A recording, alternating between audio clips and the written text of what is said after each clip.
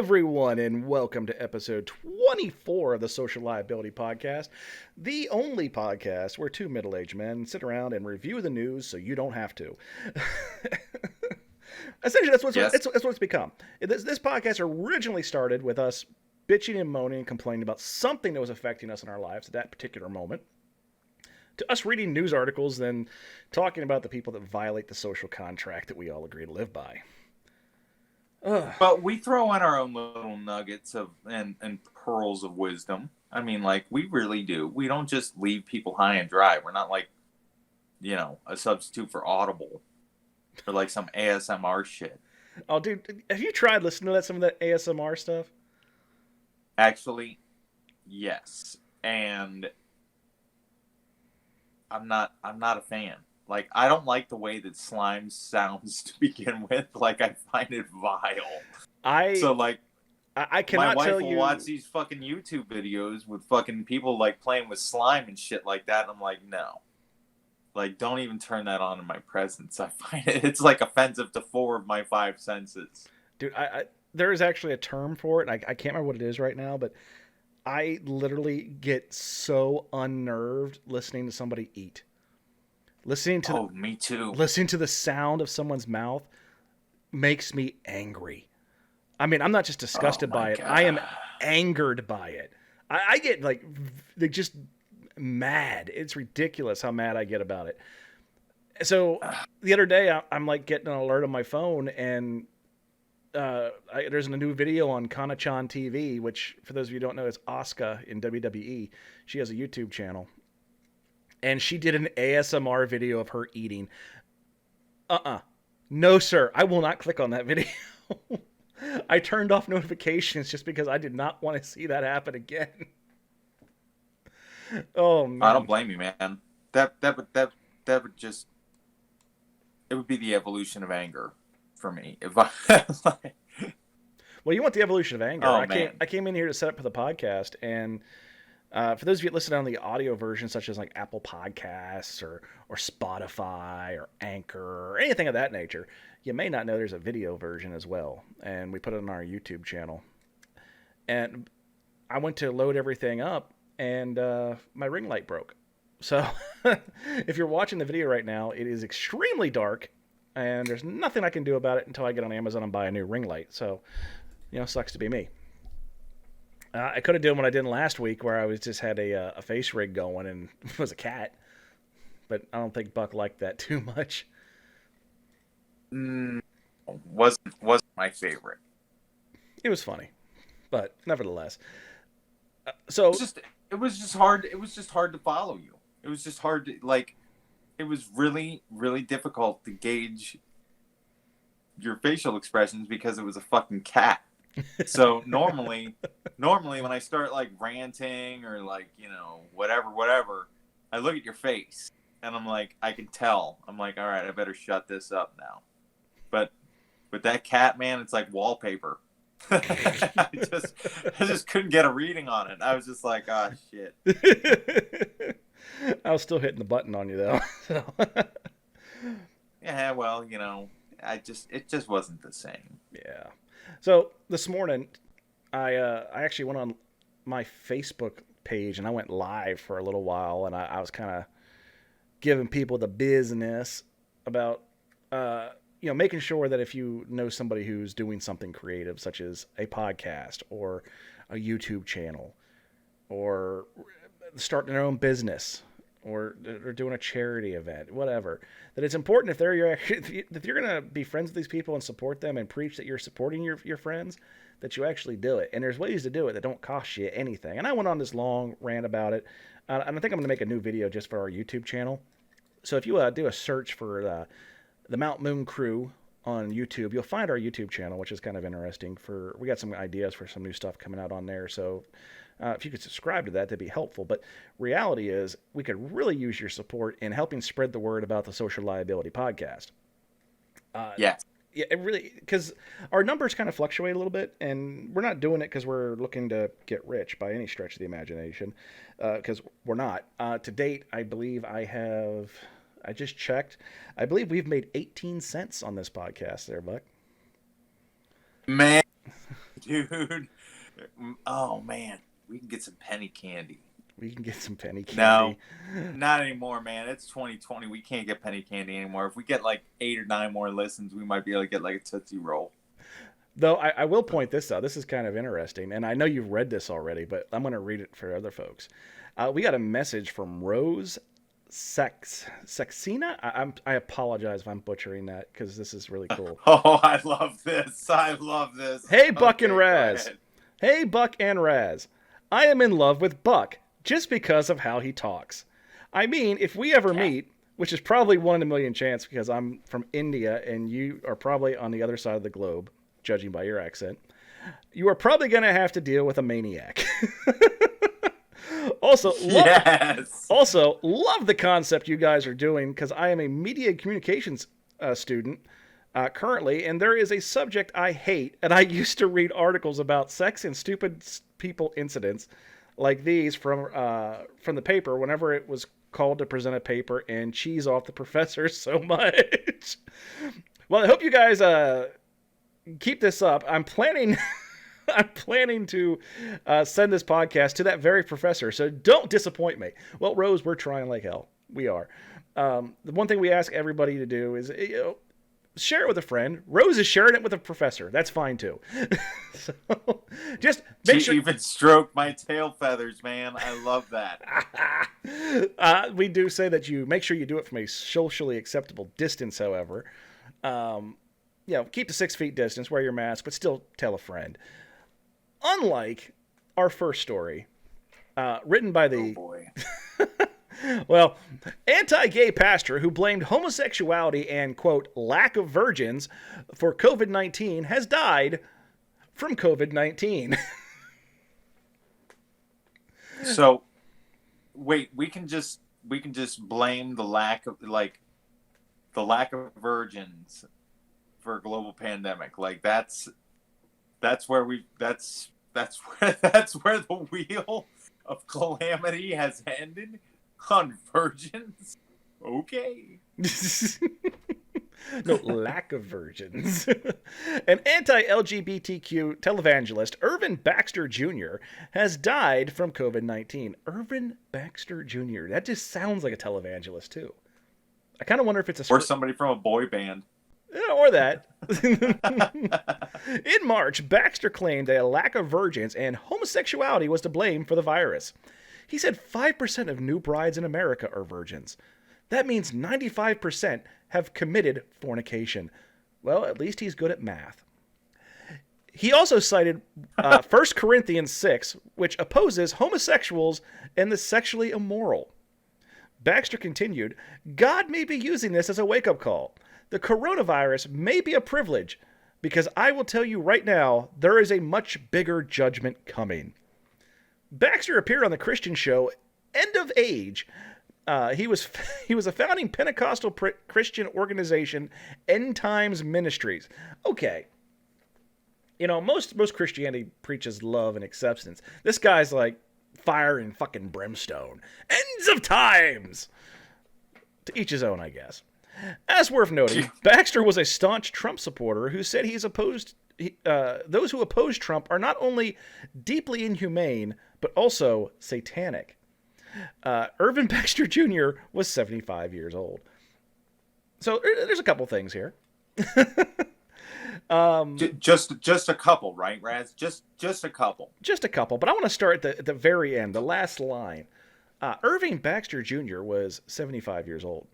At what point in your life, what age do you have to reach before you quit calling yourself Junior? I will tell you, for me, that came at age 20. Yeah. Because you are Buck Grundle Jr. Well, I mean, like, my real name, I am a junior, and my father and I had to import a car from the United States to Mexico. And the law down there at the time was that you could only have one car imported in that country in your name. And I already had one. Well, what do? So my dad and I went to the DMV, and he had senior removed from his. I had junior removed from mine. and he imported the car for me in his name, and I kept it down there because it was just under it was just under our name, no suffix. So, I stopped calling myself Junior at age 20.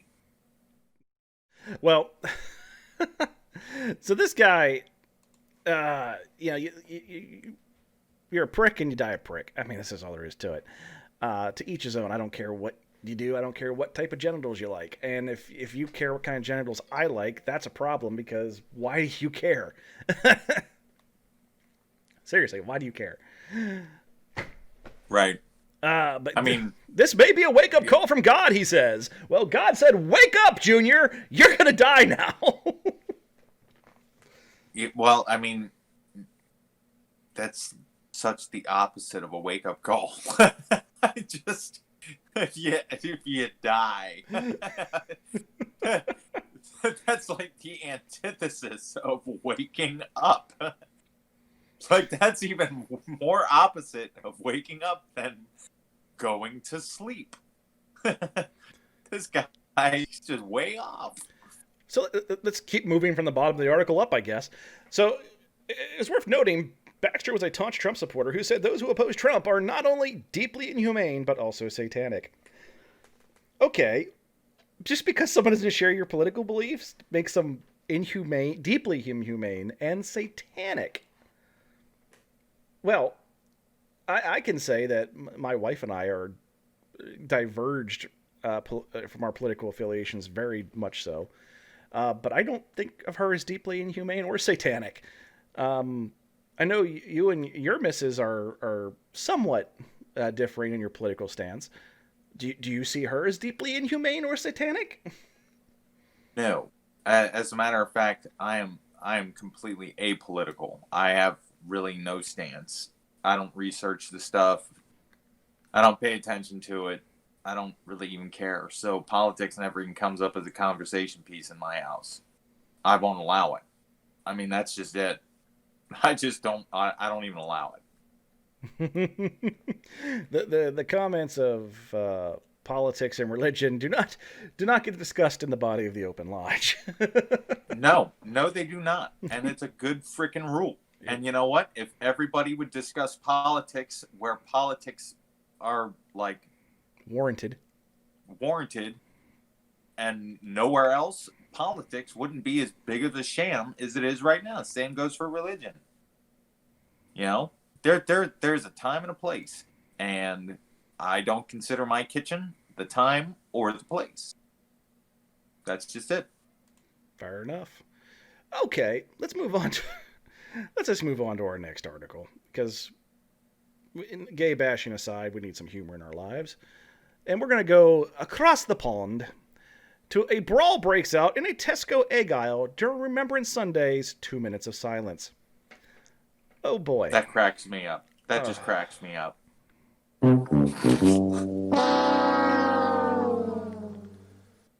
You know what I just did there. Anyway. That's why I was trying to stifle my laugh. A brawl broke out in the Tesco egg aisle as horrified shoppers watched on during the 2 minutes of silence. A woman described hearing a commotion as everyone else in Middlesbrough, Trunk Road Superstore in South Bank, had paused to pay their respects. It is believed that violence erupted after a woman who was ordered to shush by a customer during the silence held on Remembrance Sunday to honor fallen servicemen and women. One mortified shopper said, "We all stood still observing the 2 minutes of silence when we heard lots of screaming and shouting. Everyone was looking at each other and we're like, what's going on? I heard someone shout, 'You're disrespecting my mother!'" It all went south when they brought Mama onto the field of play. He added, "All the staff started running towards the egg aisle." I asked someone what was going on, and they said a woman who had asked another woman to stop talking through the silence, and the next minute they knew they were fighting each other. We gotta... This is no yoke.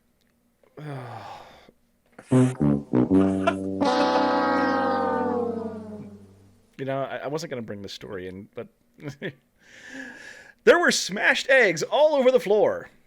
It was definitely not something you see every day. Well, no shit. Yeah, what the shell? I can only hit the button so many times. That's why you'll eventually have to laugh. I only went in for a chicken.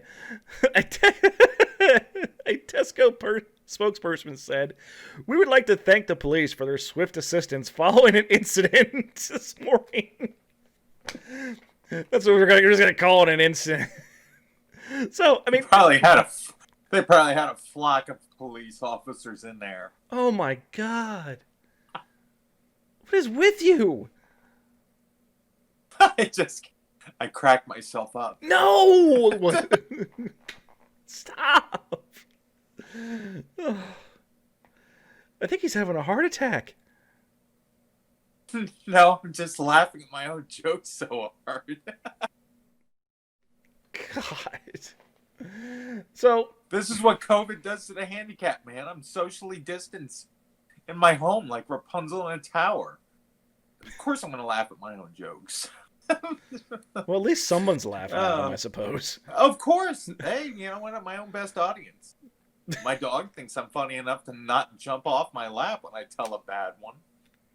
Because where else is it going to go? And you bribe it with food. That's why I keep my house so cold. If I'm the only warm spot it can be. Nice. That's what So nobody likes the shh. But god dang, is it enough to start fist fighting over? I've seen tables turn in bingo halls. Who the hell knows what could happen in the poultry aisle? Okay, but we oftentimes bring up our time together in prison. Not as residents. But do you remember what the battle cry of almost every single freaking fight was? He disrespected me. Oh my gosh. Yes. So you're no better than a couple of freaking thug inmates if you're breaking into a goddamn fight in the shopping market because someone disrespected your 2 minutes of silence. I just want to know how fighting is a good problem-solving or problem-resolving technique to disrespect, because fighting in and of itself is just disrespectful. It just is. Yeah. It's like, you disrespected me, so I'm going to disrespect everyone and create a huge freaking scene. Yeah. And I'm gonna smash these eggs. Yeah, cops could be out solving a crime or some shit like that, but no. They got to come over here because I got all ass hurt because you don't know how to keep your mouth shut. So I'm just going to make, you know what? If you can't be quiet, the shit's just coming down from the rafters. Blam. Blammo. Egg all over the place. Oh. So. Down with the system. Oh. Just stupid people, man. I mean, this person's not conforming to what I want them to do. Okay. Give them the shh, and they tell you to fuck off. What do you do then? You just shut the fuck up. I mean, is it really worth it? Is it really worth it to you to start swinging? Yeah, I'm not going to get what I want, so I'm going to throw a tantrum and start a fight like a bunch of fucking toddlers. You know? Yeah, because that's what children do. Mine are fighting in the next room right now while playing Fortnite. Is that what you want me to compare you to? Okay.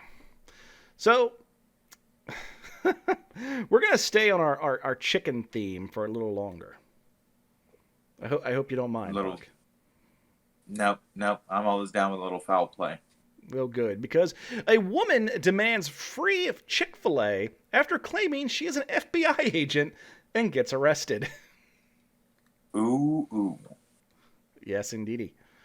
So, Authorities arrested a woman in Dallas, Georgia, after she allegedly tried to convince restaurant workers that she was an FBI agent and should get free food.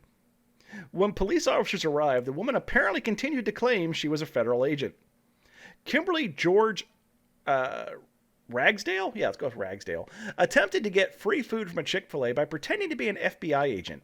The Polk County Standard Journal reports that this employees were apparently not convinced and called 911 to report the woman. According to the news outlet, it is not the first time Ragsdale has attempted to get free food and has threatened to arrest people if they don't provide the food. Okay. So if you're going to pretend to be an FBI agent or a police officer or even a forestry service agent, whatever, maybe you ought to try to be a little bit believable. Maybe. And I don't know if I've ever seen a police officer, a corrections officer, a probation officer, a sheriff. I've never seen any of them demand free food or be arrested or arrest you. I don't know. We used to work with a guy who didn't he falsify traffic stops at a hairdryer, or was that somebody at the DOC Academy who did that? That was me. I would. I had a big ass camcorder, and I would set it. No. I'm not talking about that. I'm talking about the guy who drove the Crown Vic. Oh! And parked it with a. Yeah. I know who you're talking about. I know who you're talking about. Now you. Yeah. That's. Well, let me clear up what I did first. So. I would literally, because I had a car that looked like an Impala. It wasn't an Impala, but it looked like one. And I had this old camcorder, and I would set it in the freaking window, pointed on this one street, just to watch people slam on the brakes coming over the hill, because it made me laugh. That's all I ever did. It just made me giggle. And no, we worked with a guy that would actually try to stop cars and use a hairdryer. Yes. What he did was he got an old Crown Vic, and he actually put letters on it. It was called Patrol 1. I guess it was. It was Patrol 1. And he drove it to work. Every day. He did. And he took Patrol 1, and he got a security gig at a trailer park, rather large trailer park, where he was doing essentially their HOA enforcement. He would go around, check people's grass and that kind of stuff. But he would drive around. He told him he was a private investigator, which he wasn't, because you had to be a private investigator to do for hire security. Anyway, and he would try to. He'd have a ticket book, and he would try to pull people over. And one day he started coming to work with a duty belt on, which we all had duty belts on because we had our tools on there, like our handcuffs and our lights and everything else. But he showed up with a holster on his, and he put his keys, his cell block keys, in the holster, and told the lieutenants, "Oh, it's a key silencer." The reality was, when he was leaving work, he was getting the gun out of his car and going around and patrolling the trailer park. And then one day, I got a call at 10 o'clock at night. It was from one of the deputy wardens. And it was just a call that says, "I need you to report to the 911 center immediately. Don't call anyone." And I said, "Is this a CERT activation?" Because I was on the CERT team at the time. "Just get there. Click." And I was like, "What the hell?" For context, the 911 center was literally 1,500 feet up the road. No, it was a little bit further than that. It was a quarter mile. But what 1,500 feet, quarter mile. I mean, like, whatever. So, but it was over a hill, so you couldn't see it from the facility. I got there in my CERT uniform, thinking that we have a riot or something, and there's cars everywhere. They called back every single staff member, and what it was is they were having a shakedown of the facility in the middle of the night. So we were searching the entire facility, top to bottom, with every single member of staff. And the CERT team was on standby for when stuff got out of hand. But one of the things we did was we lined up all the inmates in the corridor while we had the dogs go through the various housing units, and it went up and down, sniffed the inmates too, until it got to this CO, and that dog started molesting his pocket. Oh yeah, that dog was going batshit on him. They're trying to pull the dog away. The dog's like, "No, there's drugs here." And he wasn't there much longer after that. Thank God. No. But he would have got somebody hurt, man. That guy would have got somebody hurt. Well, dude, there was a plan to take him, like, wait for a certain day when he was working a housing unit to take him and a specific nurse hostage. They were waiting for a day that those two were both in that cell block at the same time. I remember. I remember. There was a plan. So, yeah, we're lucky to have been to have averted that crisis. But yeah, I remember Patrol 1. The inmates loved Patrol 1. I remember when that dipshit locked his keys in his car, and he got to the point where he was just like over it. And he's like, well, I'm not calling a locksmith. I'm just going to break out the window. And I was like, and he's like, no, I'm just going to do one of these little windows. I'm like, no. Don't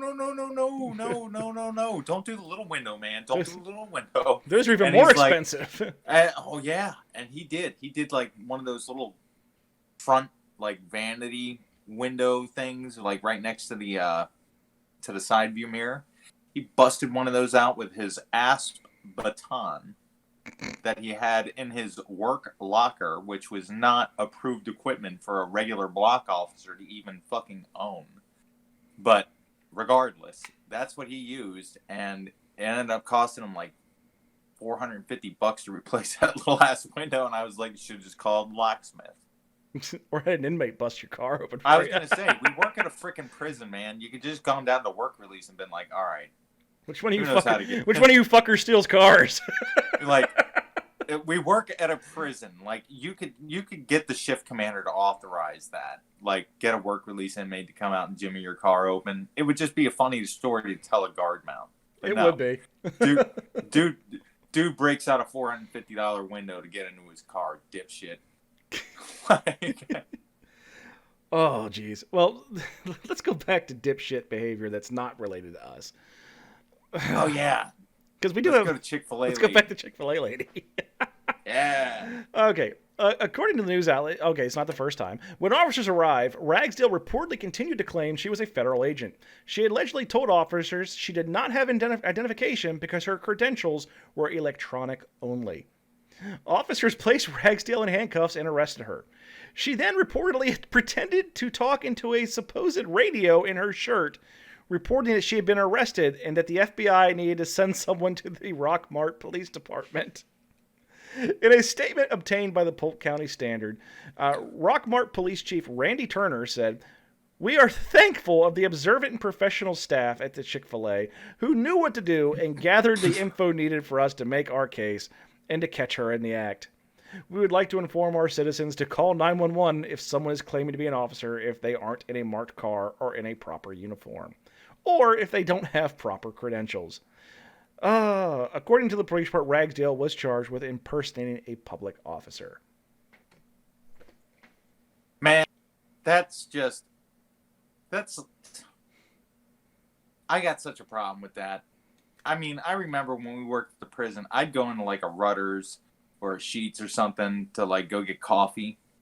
And they'd be like, oh, nope, coffee's free for police and first responders. I was like, no, that's not me. I will pay for my coffee. Like, I appreciate it. Like, I would not take it because, our uniforms look like police officer uniforms. They kind of sort of did. I mean, like, we had a quality embroidered patch. If you, I mean, like, if the average citizen might have mistaken it because, our shit looked like the sheriff's departments in a lot of ways.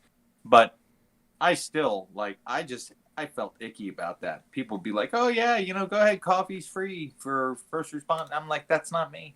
Nope. I'll give you my $1.89. Here you go.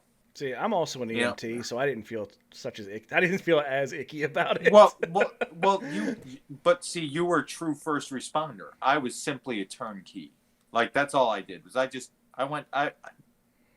Man, when shift change happened, I was like Fred Flintstone, man. I slid down the tail of my dinosaur, pulled the fucking bird feathers, and hit that parking lot. Like that was it. You know, I what I did for a living, it did not merit free coffee.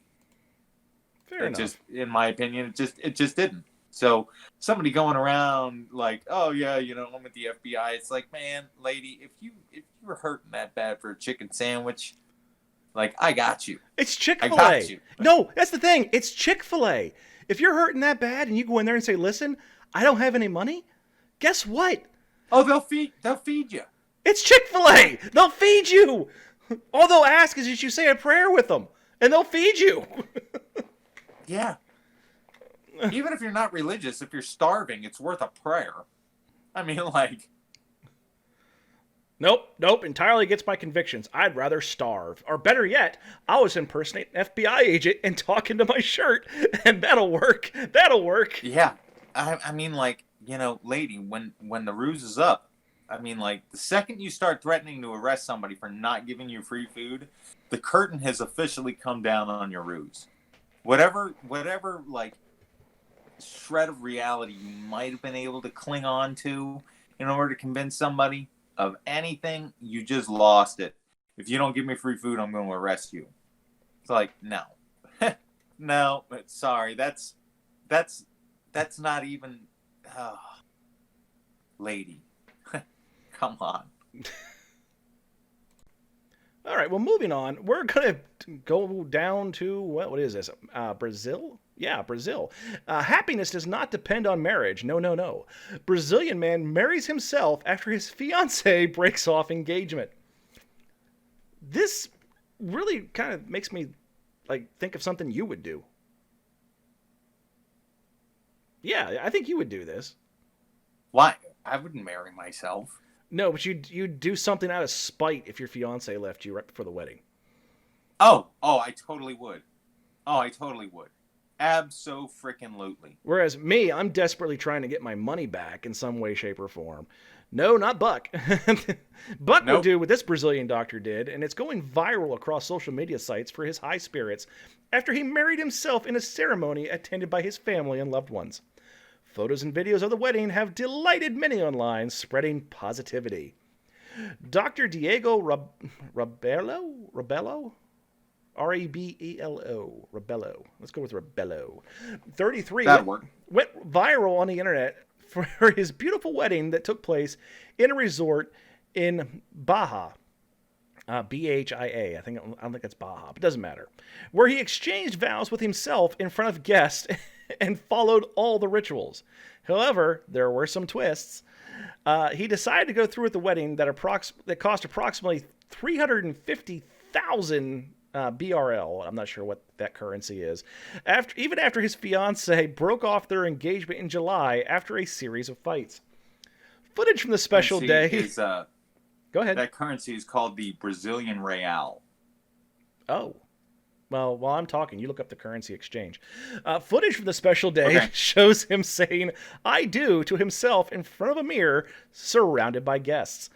In a post, he added that the difficult episode in his life has taught him that whoever wants to be with you will be.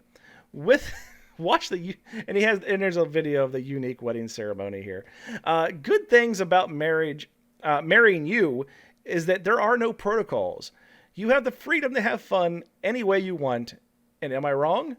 There was a bouquet of flowers? Yes. He wrote in a post where he is holding a bouquet and tossing it to the wedding party, a ritual reserved mostly for brides. It looks like he's throwing it to his mom and grandmom. After the unique ritual at the wedding... another unique ritual at the wedding was that his grandmother tied a special bracelet around his wrist.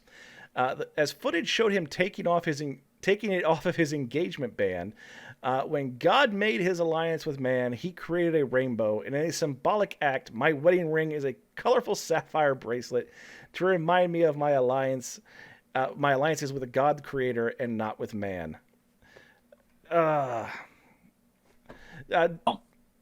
What's that? 350 Brazilian real. 350,000. Yeah, 350,000. Excuse me, 350,000 Brazilian real converts to $63,973.70 in U.S. dollars. $64,000. Oh my God. Doctors make good money in Brazil. He specializes in cosmetic procedures. Well, that explains that. He said he still loves his ex-partner and wrote a passionate letter to his lost love on the wedding day. We dreamed of this moment. It was meant to be a big day in our lives. We even played it like it was our secret place. But in the middle of the way, you preferred to stay and let me go alone. Here I am, honoring my word, and I still respect you because I want you to be free to go wherever you want and stay wherever you want. So this guy is like the most positive dude ever. You might be like have competition on the horizon here, as from the not being able to call yourself the most positive person on earth. I don't know, man. I think you're right there. $63,000 just going ahead and being like, whatever. So you would spend the $63,000 to say, meh, and this guy. I really would. I really would.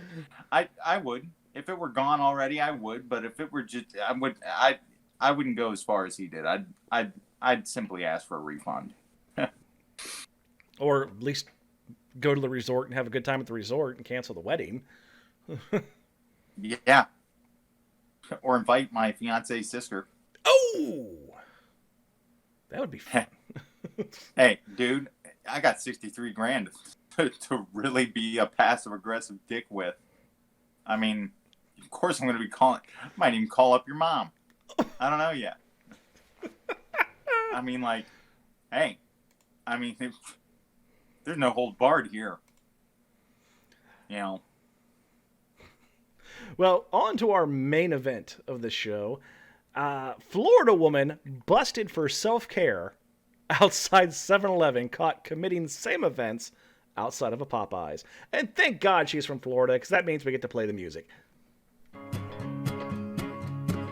Florida man, does whatever the fuck he can. Makes headlines every time. Florida's paradigm. Look out! Here comes Florida man.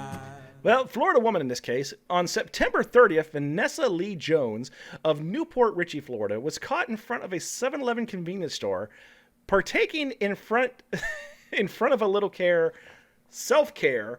To only make matters worse, she was in full view of a man and his nephew. Jones was arrested and charged with felony lewd and lascivious exhibition, though prosecutors opted to not pursue any charges. She was released from jail on October 28th.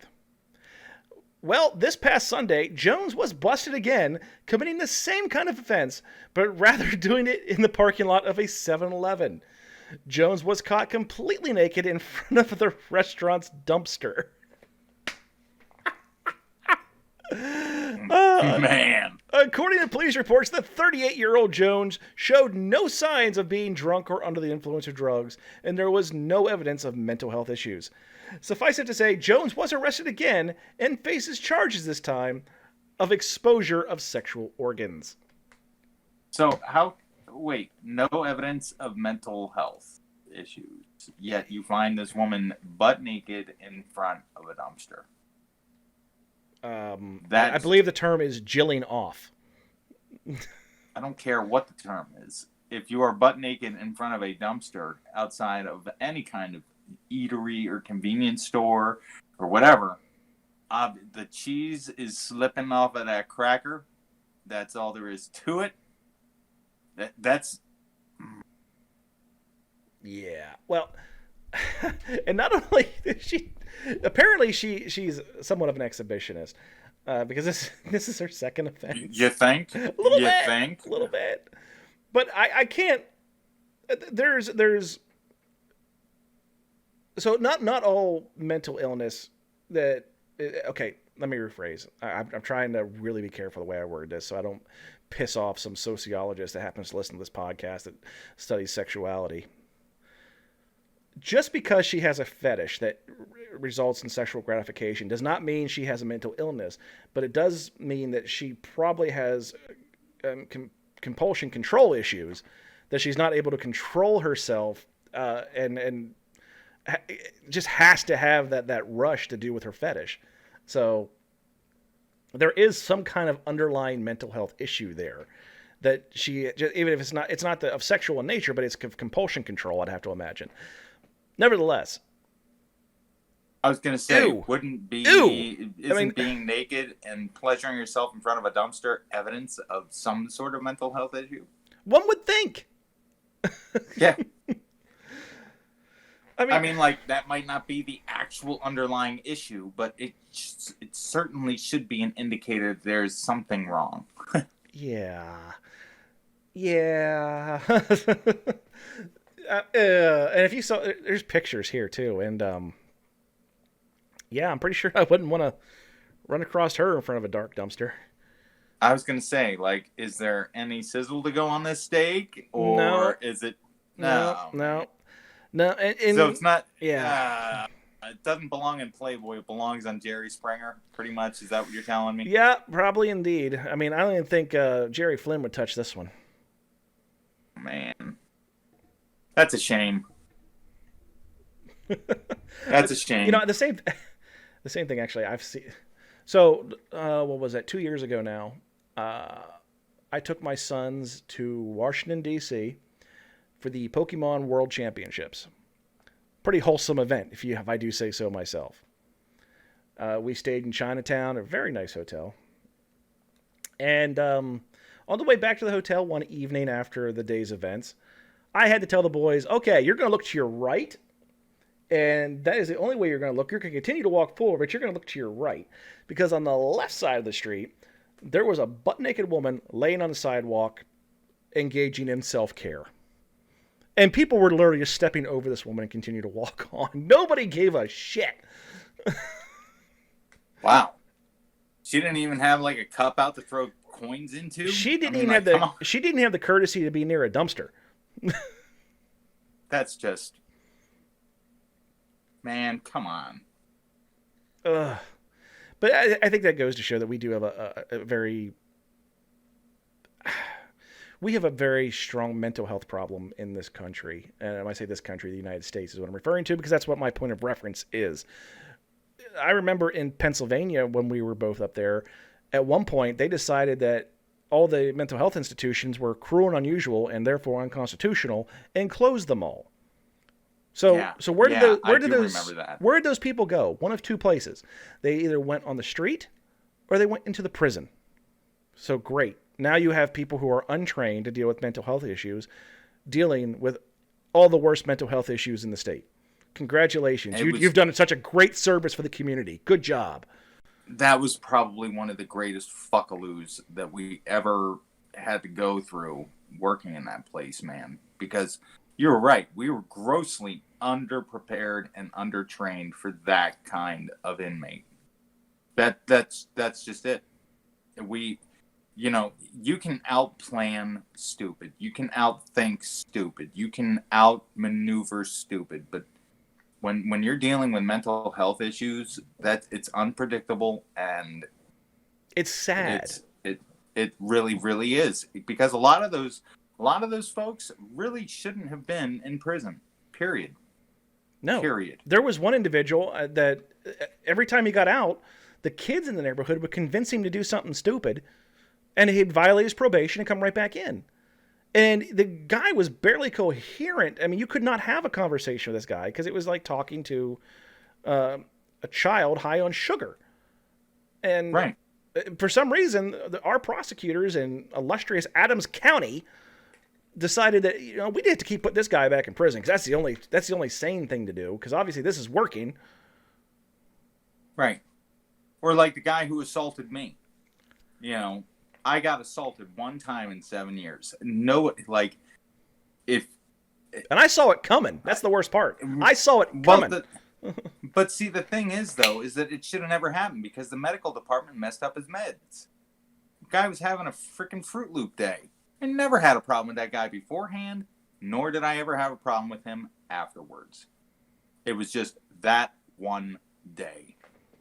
And it was because his meds were messed up. Like, we were not prepared to deal with that kind of an inmate. No. And the problem you run into in corrections especially, but law enforcement in general, but let's just stick to corrections, is corrections, the qualifications for the job was a high school diploma. Yeah. That's it. That was the qualification, a high school diploma and a pulse. And I'm pretty sure you could have. I'm pretty sure one or the other they could have fucking. No, there was no test. There was no physical. There wasn't even a drug test. There wasn't even a drug test. Nothing. It was utterly ridiculous how easy it was to become a corrections officer at that time. I believe things have changed now. Here's your keys. Here's your radio. Wish you luck. And that's what it was. That's what it was. Yeah. And then then you're going to say, okay, you're going to deal with these mental health issues. Well, there was some people who they thought their job was to beat people. Essentially that's what it comes down to. They thought it was their duty to, oh, this person talked back to me. Well, time to use force. And look what you end up, and then you end up with, the inmate gets charged with some kind of assault on an officer or something of that nature. And it perpetuates a cycle where they stay incarcerated for longer periods of time. And when they get out, now they have a record, and now they have mental health issues on top of everything. Oh my God, it was such a nightmare. I don't want to soapbox about it, but I will say this. A person's jail sentence is actually their only punishment. That's it. So if you're a corrections officer and you're working in a prison, remember that. Their only punishment is to actually stay confined within those walls. And, to follow the rules and whatever within them. It does not fall upon you to punish a person as a corrections officer. You don't get to beat them. You don't get to talk. You don't get to call them stupid. You don't get to do any of that. You have to make sure that when you get there, they're alive, and when you leave, they're alive. You are not allowed to impute your own punishments or justices onto people. That is just not the way that this works. No, you are not there to punish them. Their punishment is being there, simply as that. That is it.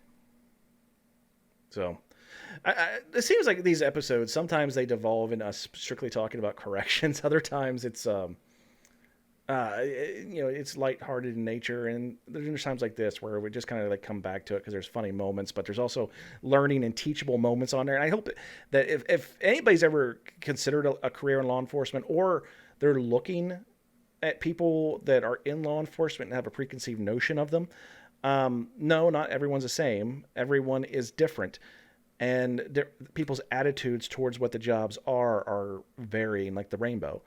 So don't paint everybody with the same brush.